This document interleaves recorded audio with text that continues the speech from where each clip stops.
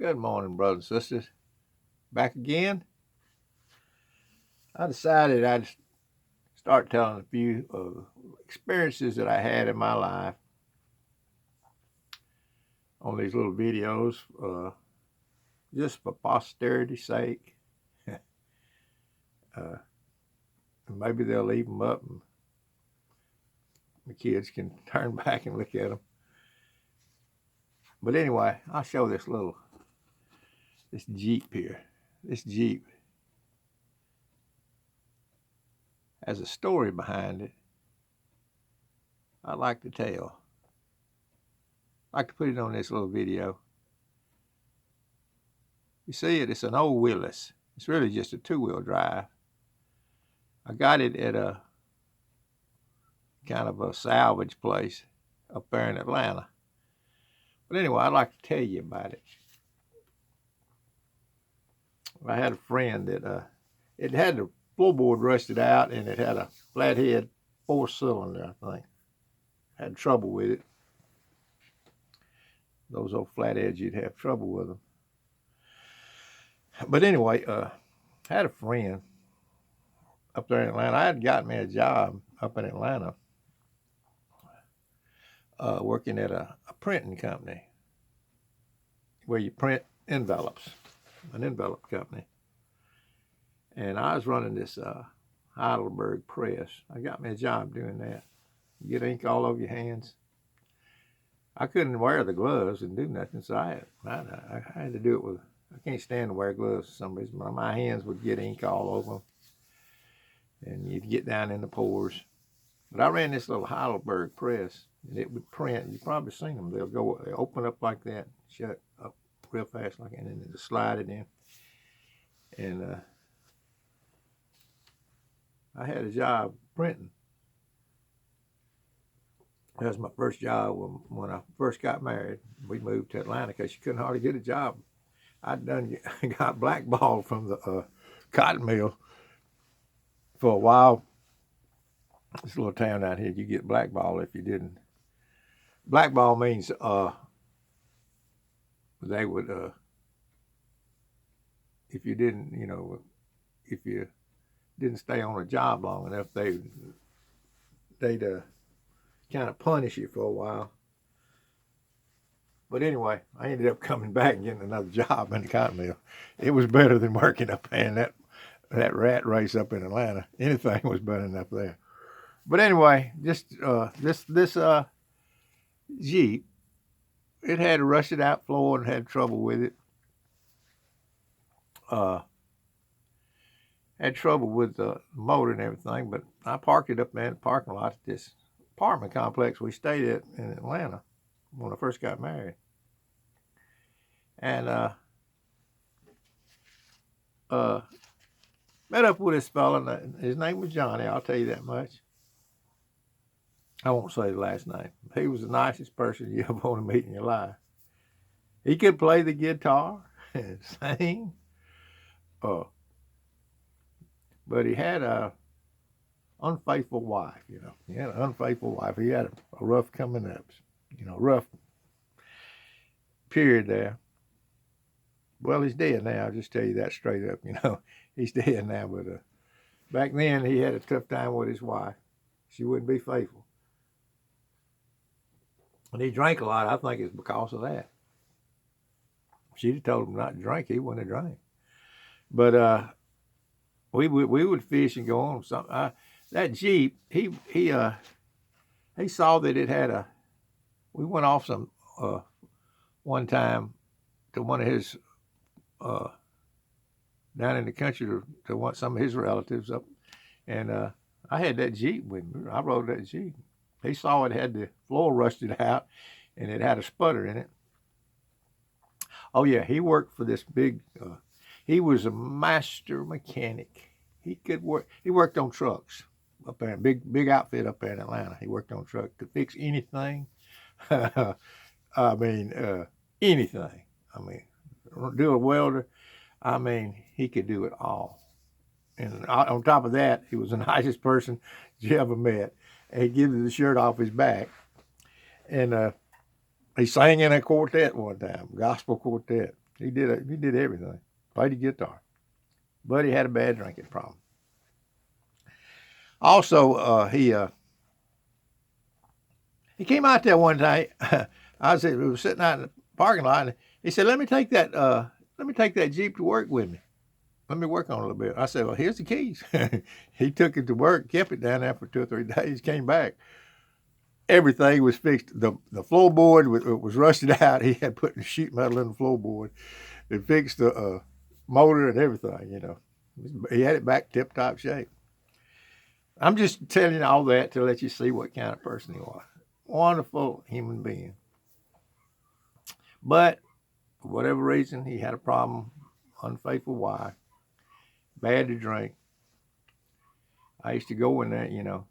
I used to go down there and see him, and he'd fall asleep in a chair, and he'd have a lit cigarette, and it'd go all the way down to his fingers and go out, and he wouldn't even wake up, you know. But anyway, just telling you things about him. But I used to go off fishing with him, and, you know, we had a good time together. Back then, I was a big drinker, too, you know. I drank enough beer to float a battleship around back then. But just telling you all that to tell you this. He worked on that Jeep and got it running for me. He'd do anything in the world for you. God's got people like that, brothers and sisters. I'm just telling you, who are destroyed in this present evil world. They leave this world sort of unceremoniously. But I still believe that they're God's people. I used to go off, you know, you kind of get locked in that city up there in Atlanta, and you kind of get tired of that. I used to take every opportunity I could get to get out of that city and get out in the country a little bit. He came down and wanted me to, I used to go with him on the weekend on day trips. And he came down and wanted me to go somewhere with him, right up in the country with him. One day, one night. Well, he came down at nighttime and was going to go the next day. And I said, and my wife said, no, I don't. I want you to stay here. And usually I would go, you know, but I didn't go this time for some strange reason. And anyway, that was the night he was killed. He flipped his car open and it crushed him. But his little boy was in there in the same car. Didn't hurt him at all. But for some reason, I didn't go with him that night. But like I say, brothers and sisters, God has people in this world. Oh, yeah, he believed in Jesus. He believed in Jesus. But he wasn't no perfect man. He was a fallible man. And God is beginning to show me these things about all of his people that were destroyed in this world. They were destroyed in this world for lack of knowledge. And anyway, an unceremonious departure from this world. But nonetheless, I believe they are God's people just the same. In that same, well, I told you the story about Johnny and how God, you know, for some reason I didn't go. My wife told me she didn't want me to go, so I didn't go that time for some strange reason. But that's the reason I'm here now. It's all by grace that I'm here telling all this. That God has there's no condition placed upon the children. God's a child of grace. There's no condition whatsoever. And they'll have these attributes about them, these people that are his. Also, I ran into some people at this apartment complex. I hope I got time to tell this. They were two grave diggers, men. Nicest people you ever want to meet. But they would talk about death the way you would talk about, well, they could. Let me show. They showed me some of the graves. They used to dig it with they worked in this big fancy cemetery up there, where they couldn't get in there with the backhoes and stuff, and they would go in there and dig a grave straight down I mean, just perfect, 6 feet square on each side. These men, man, and they do it with pick and shovel, I guess. They do one. They think it was like, nothing to them. And they talked about death like you would talk about, well, you stopped off to go in the store to get you some, there wasn't nothing to, they were around it so much it was like their job. So it, didn't bother them at all. They showed me pictures of people that, now this You fellow, make some coffee? yeah, I made it myself, baby cake. Is it good? Yeah, it's good. Oh, good. Anyway, they would show me pictures of, well, we buried this fellow today. He was shot with a .22 rifle. One shot, just one little 20. And they talk about it like it was nothing, and I think, oh, golly, I'd hate to have a job like that, But these characters I met up there, all of it had a reason, I'm sure, that God would bring these people before me. But they showed me some pictures of graves they dug, and they would go off and come back. Sometimes they do 2 a day. How in the world they do it? I couldn't dig a grave like that. But like I say, to them, it was like stopping off and getting a hamburger or something. It was just nothing to them. I couldn't understand how they could do that, but they did it. Well, I don't know why I'm telling all these stories, because it's just things that happened to me in my life. I wanted my kids to hear. Some of them are humorous.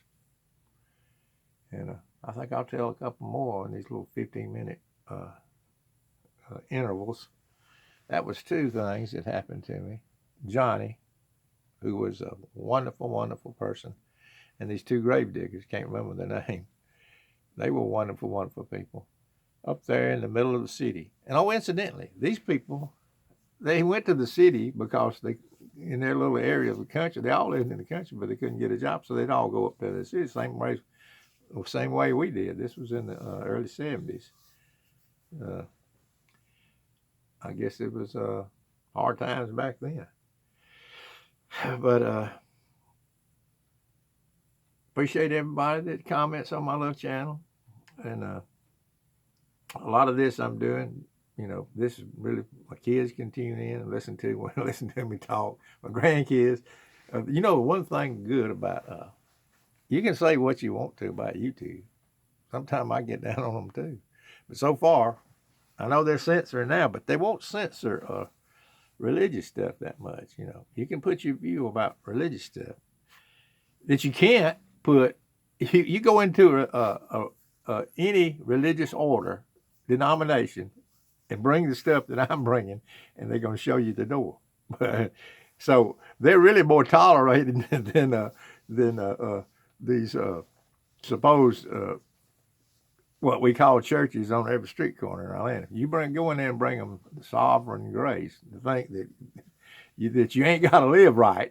They say, well, you got to live right now. You got to live right. Well, the thing about it is this: who lives right? None. Nobody lives right. You got to be perfect to measure up. Nobody lives right. See what I'm saying? They say, oh, you got to live right now. Now, if you go in and bring this what I put on this, God has the people that He loves, and there's no condition whatsoever. Just like that rainbow He showed Noah in the sky, there was no condition on that covenant, and there's no condition on the covenant of grace, brothers and sisters. But I'm going to tell you some more stories like this.